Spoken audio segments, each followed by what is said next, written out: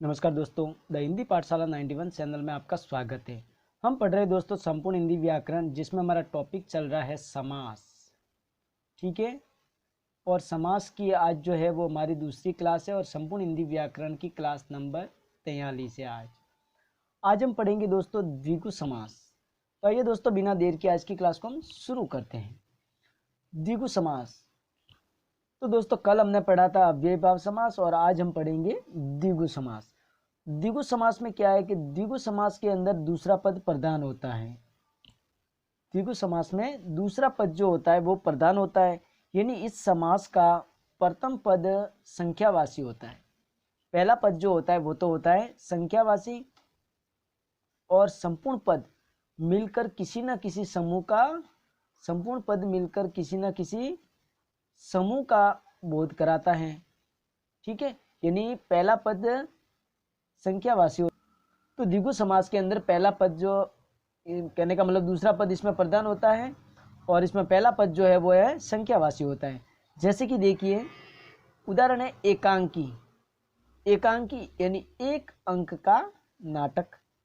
एक अंक का नाटक, ये हो गया एकांकी। इसी प्रकार से दूसरा उदाहरण है द्विवेदी, यानी दो वेदों का ज्ञाता। ठीक है दोस्तों, अब आगे देखते हैं अन्य उदाहरण, यानी चौराहा। चार राहों का समूह, चौराहा। इसी प्रकार से पंजाब। पंजाब यानी पांच आबो। आबो यानी नदियों का समूह। सप्ताह, 7 दिनों का समूह, सप्ताह। नवरस, 9 रसों का समूह। शताब्दी, 100 वर्षों का समूह। तो ये है इसके। तो दोस्तों सौरा मतलब 4 रास्तों का समूह यानी 4 राहों का समूह। पंजाब यानी 5 आबों यानी नदियों का समूह। सप्ताह यानी 7 दिनों का समूह, और नवरस यानी 9 रसों का समूह, और शताब्दी यानी 100 वर्षों का समूह। अब आगे देखिए दोस्तों, आगे एक विशेष बात है द्विगु समास से संबंधित, यानी कि एक से लेकर 10, एक से लेकर यानी 1 से 10, और 10 से भाज्य संख्या, यानी 10 से जो भी भाज्य संख्या होगी, 10 से भाज्य संख्याओं में द्विगु समास होता है। यानी 1 से लेकर 10 तक संख्या और 10 से भाज्य संख्या। ठीक है, 1 से लेकर 10 तक संख्या और 10 का भाग जिस संख्या में जाता है वो संख्या में कौन सा समास होगा? द्विगु समास होगा। ठीक है, आगे देखते हैं। अगला है दोस्तों कर्मधारय समास। कर्मधारय समास में क्या होता है कि इसमें भी दूसरा पद प्रधान होता है, इसके अंदर भी दूसरा पद प्रधान होता है, लेकिन इसमें क्या होता है कि समास में विशेषण और विशेष्य अर्थात उपमान और उपमेय के अर्थ का बोध होता है। यानी इसमें भी दूसरा पद तो प्रधान होता है, लेकिन इसमें विशेषण और विशेष्य यानी उपमान और उपमेय के अर्थ का क्या होता है? बोध होता है। जैसे कि देखिए, पूजा सुंदर है। पूजा सुंदर है, तो पूजा जो है वो क्या है? विशेष्य है। पूजा विशेष्य है। ठीक है, पूजा है, एक मिनट, विशेष्य। ठीक है, लेकिन सुंदर क्या है? विशेषता। सुंदर है विशेषता। तो यानी किसी की विशेषता बताना, विशेष्य की विशेषता बताना, तो उसमें कर्मधारय समास होता है। उसी प्रकार से आगे देखिए, इसमें क्या होता है कि विशेषण यानी कि किसी संज्ञा या सर्वनाम की विशेषता बताने वाले शब्द क्या कहलाते? विशेषण कहलाते। विशेषण को ही उपमान कहते हैं। उपमान किसको कहते हैं? विशेषण को ही तो उपमान कहते हैं। जैसे कि देखिए, मृग नयनी। मृग नयनी, अब मृग, ठीक है, नयनी, नयन यानी आंखें, तो नयन ये तो हो गया विशेष्य। क्या हो गया? विशेष्य। और मृग ये हो गई विशेषता, सॉरी विशेषण, ये है विशेषण। यानी मृग नयनी यानी मृग के नैनों के समान नैनों वाली, यानी हिरण की आंखों के समान आंखों वाली, यानी मृग के नैनों के समान नैनों वाली। उसी प्रकार से अब विशेष्य क्या है?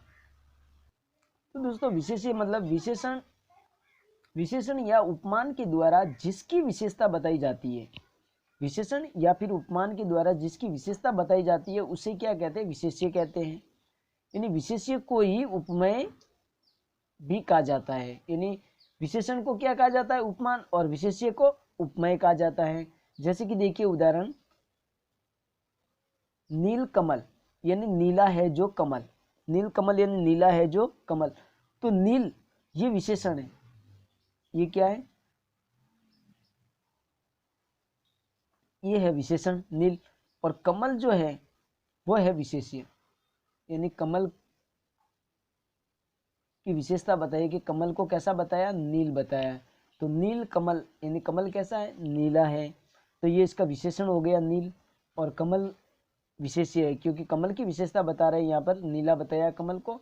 तो कमल की विशेषता बताया मतलब जिसकी विशेषता बताई जाती है वो विशेष्य है, और जो विशेषता बताई जाती है वो है विशेषण। यानी नीला है जो कमल। अब आगे देखते हैं और उदाहरण, सुशासन, अच्छा है जो शासन, अच्छा है जो शासन। ठीक है, तो अच्छा है जो शासन, इसमें शासन जो है वो विशेष्य है, शासन क्या है, विशेष्य है क्योंकि शासन की विशेषता बताई जा रही है। लेकिन सु यानी अच्छा, ये क्या है, ये है विशेषण है, ये विशेषण हो गया सु। उसी प्रकार से उदयाचल यानी उदय हुआ है जिस अचल से। वैसे एक उदाहरण है अंधविश्वास यानी अंधा है जो विश्वास, लाल लाल यानी अत्यधिक लाल, हरा हरा अत्यधिक हरा। ये सारे इसी के उदाहरण हैं। अब आगे देखिए दोस्तों, विशेष बात इसकी, यानी कि यदि किसी वाक्य में विशेषण की पुनरावृत्ति, यदि किसी वाक्य के अंदर विशेषण की पुनरावृत्ति हो तो वहां पर कर्मधारय समास होता है। यानी विशेषण की पुनरावृत्ति होती है तो कर्मधारय समास होता है। और यदि संज्ञा की पुनरावृत्ति हो तो वहां पर अव्ययभाव समास होता है। ठीक है, विशेषण की पुनरावृत्ति तो कर्मधारय समास, और संज्ञा की पुनरावृत्ति तो अव्ययभाव समास। ठीक है दोस्तों, आज की क्लास हम यहीं पर समाप्त करते हैं और कल हम पढ़ेंगे तत्पुरुष समास। दोस्तों हमारी वीडियो कैसी लगी आप हमें कमेंट में ज़रूर बताएं, और अगर आप चैनल पे नए हो तो चैनल को वीडियो को लाइक शेयर और चैनल को सब्सक्राइब करके हमें सपोर्ट करें। धन्यवाद।